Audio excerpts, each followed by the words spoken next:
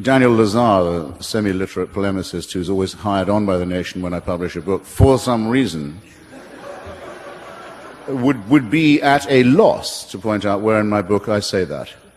I attack the president for his credulity and stupidity on matters of religion.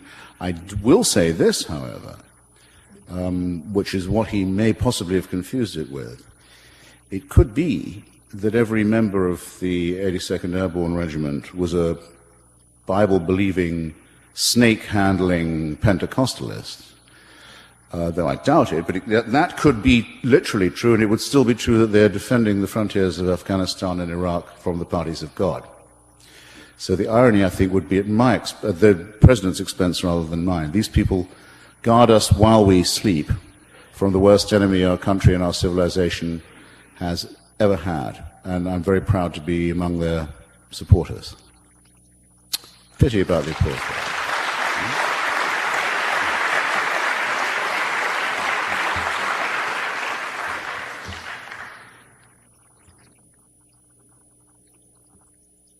Well, since there really are only two, can we make it two more? And then one each, and then we're done, yeah? Actually. How's that? Yeah. Fair enough. So you first, sir. Okay.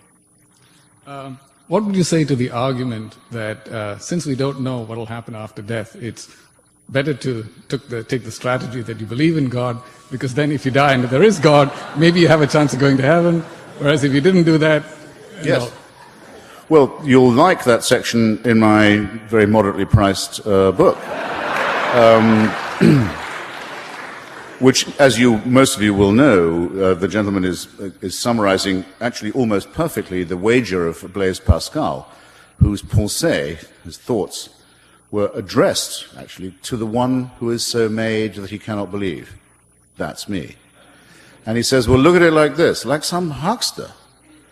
Like the guy who, from the megachurch the other day on the radio, tried to get me to pull into his parking lot because the Lord had cured his daughter of Hodgkin's disease. Like some really low-rent character says, what do you got to lose? If it's not true, we're all headed nowhere in any case. But if it was true by any chance, and you'd said you thought so, how bad could it be? Well, you talk about the way that religion degrades argument and degrades dignity and self-respect. There you have it in one syllogism.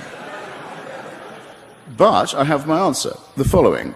On the assumption that the God they're talking about is anything like the one they ought to be believing in, this is what I say in my book I'm going to say. By the way, but just before I tell you, you know what Bertrand Russell said in reply to the same question? He said, I should reply, oh Lord, you did not give us enough evidence. Which I think is pretty good, but my reply goes on just a fraction longer. It says, I presume, divine sir, that you have some respect for intellectual honesty and for moral courage, and that you would look with more favor on somebody who made an honest profession of unbelief than on someone who acceded to belief in you in the hope of a handout.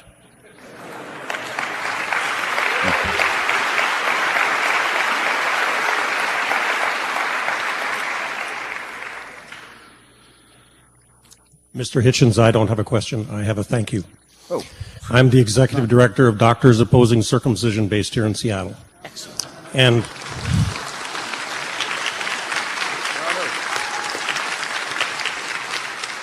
I send the thanks and greetings of my members around the world. Excellent.